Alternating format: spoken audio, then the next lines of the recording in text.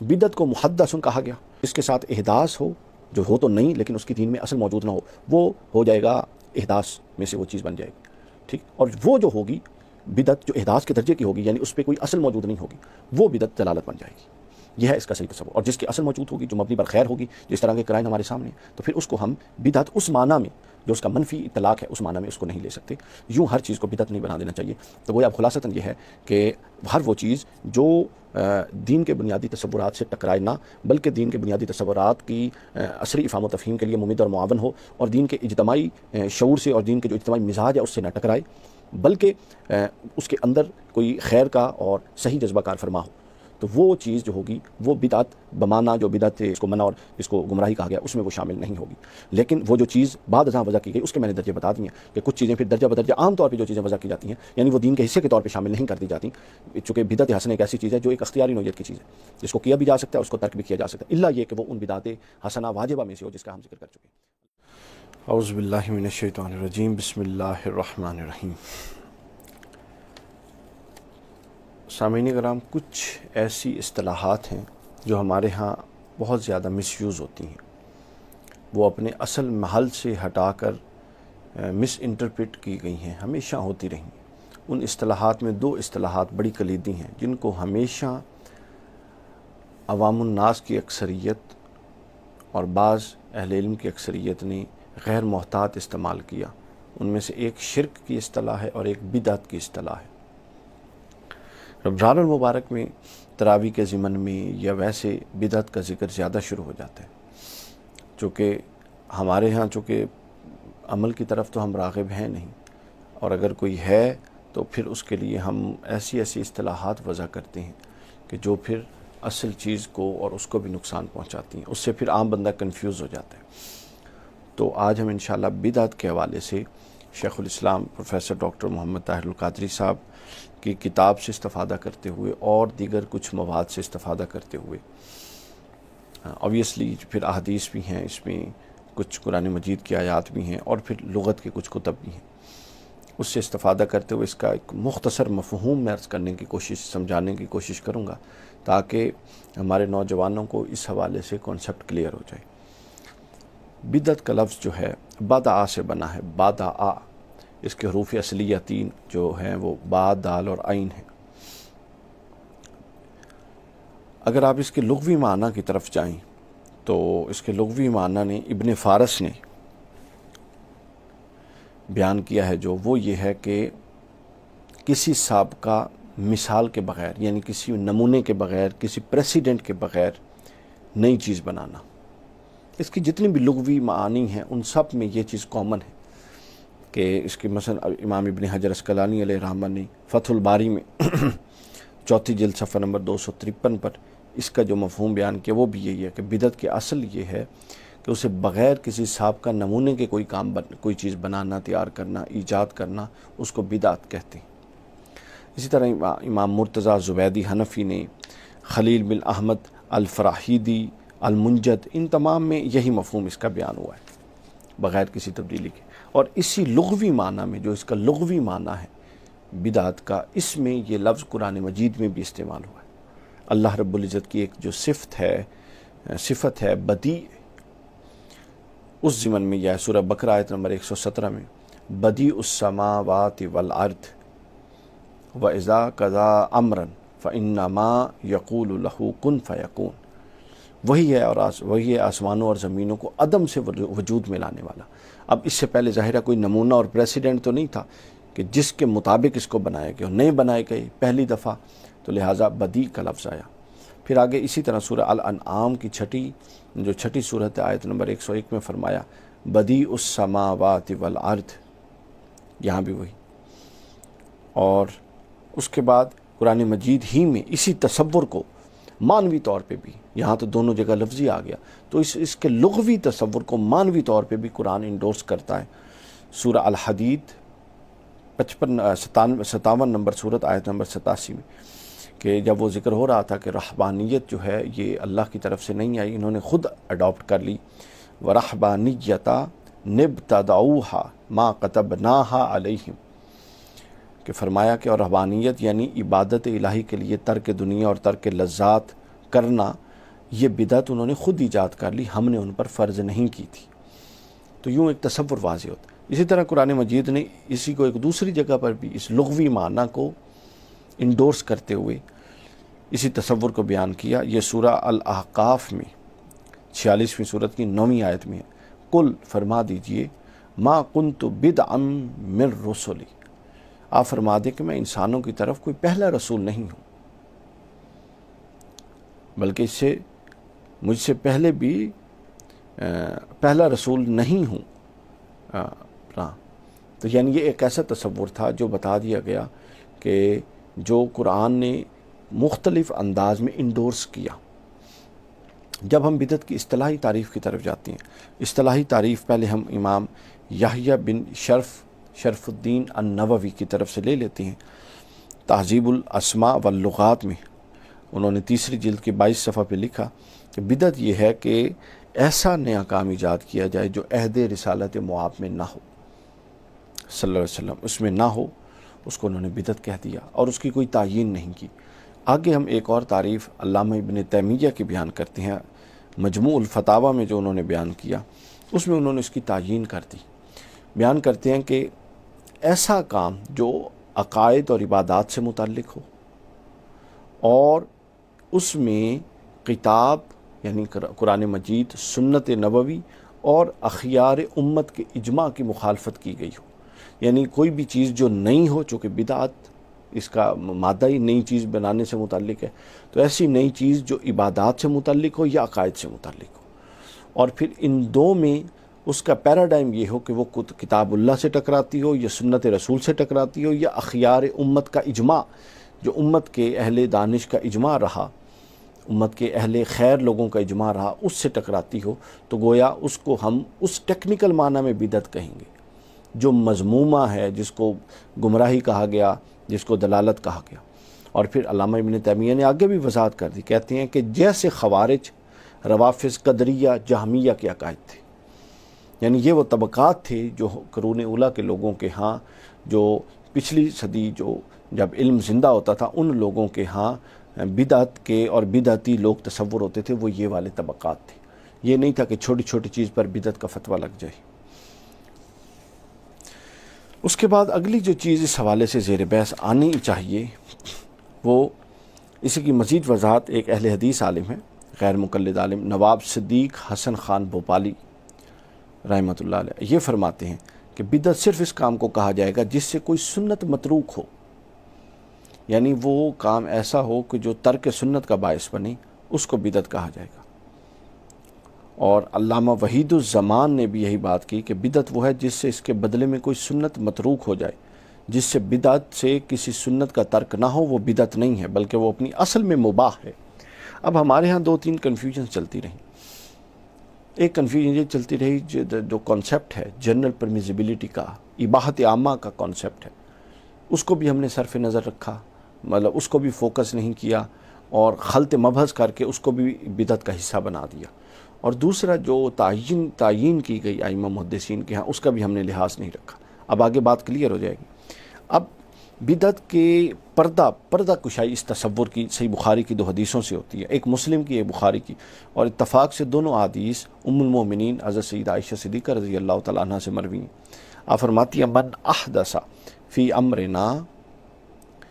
امرنا ھذا ما لیس منہ فہو رد، جو ہمارے دین میں ایسی کوئی نئی بات پیدا کرے جو اس میں سے نہ ہو، جس کی اصل اس میں سے نہ ہو، تو وہ مردود ہے۔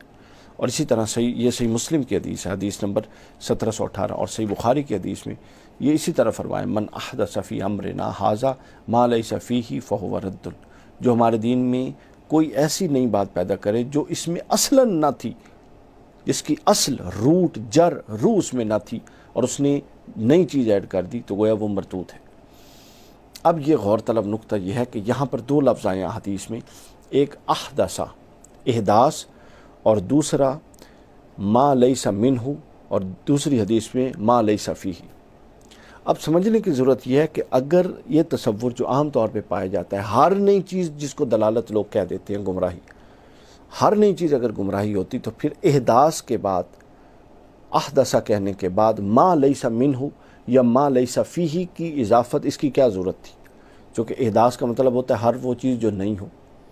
پھر اس کی اضافت دونوں جو بخاری اور مسلم دونوں میں آئی ہے، ایک میں آئی ہے ما لیس منہ، جس کی اصل وہاں پہ موجود نہ ہو اور جس کی اصل وہاں پہ نہ پائی جائے، تو پھر اس کا کیا مفہوم ہوا، اس کی ضرورت کیا پیش آئی؟ چونکہ جب ہر نئی چیز ہی اگر بدعت ہونی تھی معروف معنوں میں جو لوگ سمجھتے ہیں، تو پھر اس کی کیا ضرورت تھی کہ اس کی وضاحت کی جاتی کہ ہر وہ چیز، ہر نئی چیز نہیں، بلکہ صرف وہ نئی چیز جس کی اصل دین اور شریعت کی جو اس کے شریعت کے اندر اس کی اصل اور روح نہ پائی جائے، وہ جو ہوگی احداث میں سے صرف وہ چیزیں جن کی اصل نہیں پائی جائے گی وہ بدعت کنسیڈر ہوں گی. تو یہ جو حدیث ہے جو میں نے دونوں حدیثیں بیان کی، اس میں غور کریں تو آپ کو احدث کے بعد ما لیس منہ کے الفاظ پر غور کرنے سے یہ حقیقت واضح ہو جاتی ہے کہ ہر نیا کام مردود نہیں، بلکہ صرف وہ نیا کام مردود ہوگا جس کے لیے دین میں سرے سے کوئی اصل، مثال، ذکر، معرفت یا حوالہ موجود ہی نہ ہو، اور اسے دین میں یعنی ضروریات دین، واجبات اسلام اور اساسی عقائد میں یوں داخل کیا جائے کہ وہ اساسیات دین میں اضافے کے طور پہ شامل ہو جائے، اضافہ بن جائے، جس سے دین اسلام کے بنیادی اصولوں میں اصلاً کمی یا بیشی واقع ہو. یہ احداث دین اسلام کی مخالفت اور دین میں فتنہ تصور ہوگا. شیخ الاسلام نے اس کی وضاحت فرما دی. یہ ہے اصل تصور بدعت کا، محض کوئی نئی چیز آ جانا جس کے اندر خیر کا پہلو موجود ہو، جس کے اندر پریسیڈنٹس موجود ہوں، وہ کوئی مطلب ایسا وہ اس ضمن میں نہیں آتی، بدعت کے ضمن میں نہیں آتی. اس پورے کانسیپٹ کو خود قرآن مجید نے انڈورس کیا. یہ قرآن مجید سورہ حدید 57ویں سورت کی 27ویں آیت.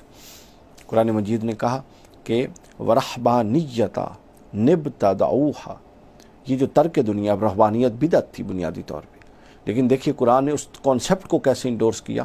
قرآن نے کہا یہ انہوں نے خود شروع کر لی تھی. جو رہبانیت تھی، ترک دنیا تھی، دین کے اندر دین کے جزو کے طور پہ رضا الہی کے حصول کے لیے انہوں نے خود شامل کی تھی. ما کتبناہا علیہم، یہ ہم نے ان پر فرض نہیں کی تھی. ثابت ہو گیا کہ یہ ایک چیز تھی جس کو دین کے حصے کے طور پہ لیا گیا اور یہ اللہ نے فرض نہیں کی تھی، یعنی اس کا کوئی پریسیڈنٹ اساس اور اصل دین میں نہیں تھی.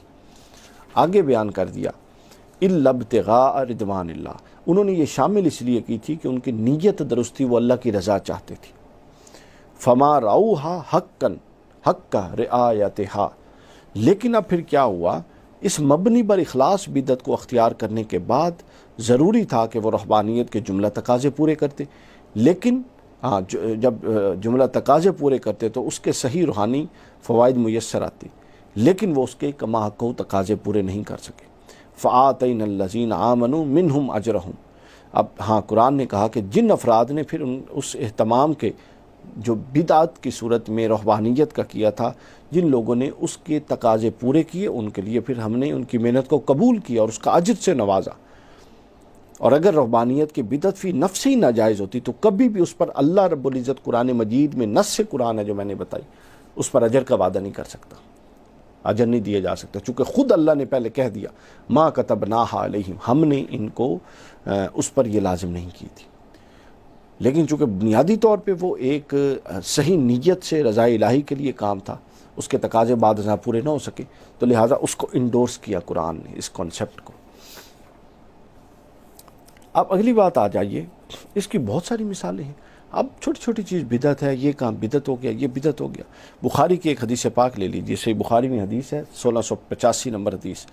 حضرت مجاہد بیان کرتے ہیں امام بخاری سے، حضرت مجاہد التابعی، کہ وہ کہتے ہیں کہ میں اور عروہ بن زبیر مسجد میں تھے، داخل ہوئے، وہاں حضرت عبداللہ بن عمر رضی اللہ تعالیٰ عنہ حجرہ سیدہ عائشہ کے پاس بیٹھے ہوئے تھے رضی اللہ عنہ، اور لوگ مسجد میں چاشت کی نماز پڑھ رہے تھے.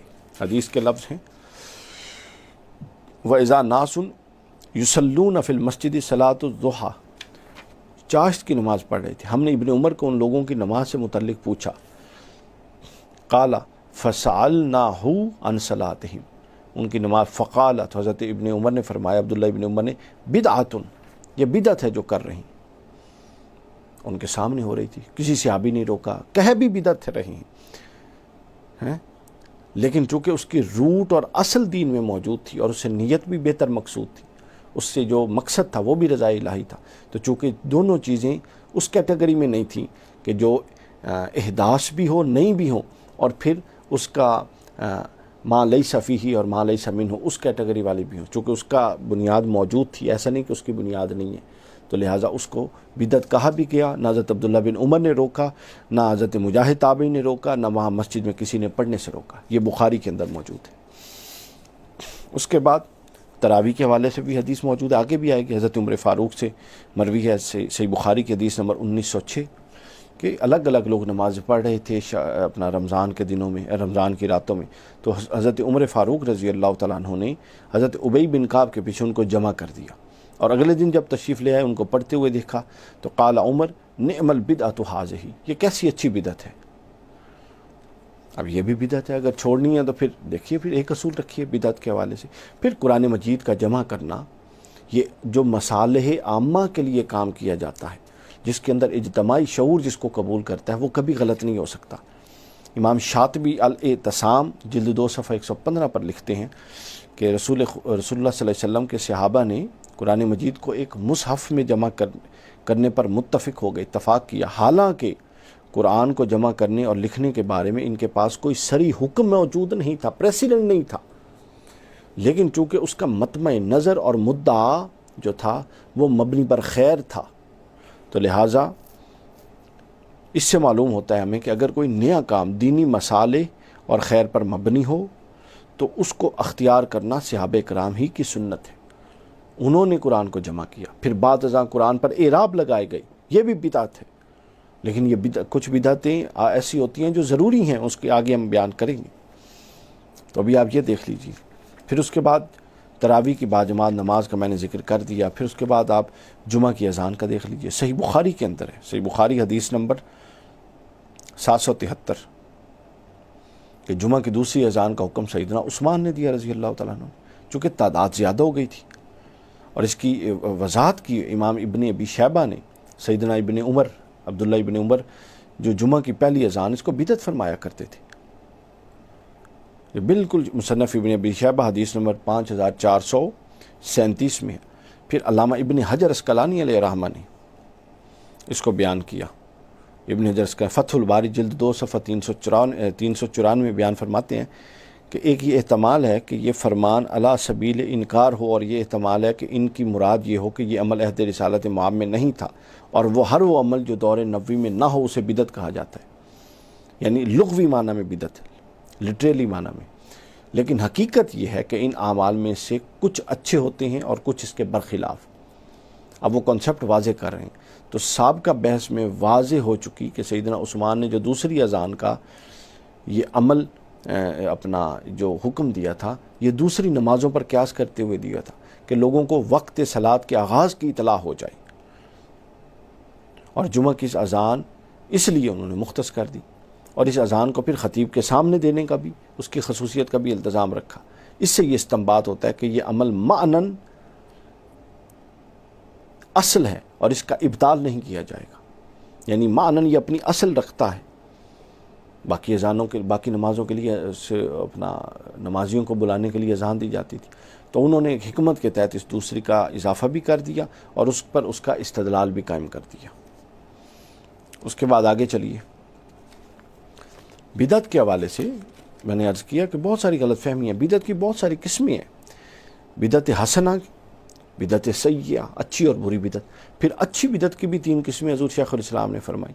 بدعت واجبہ جو لازمی ہے، پھر بدعت مستحبہ، بدعت مباحہ.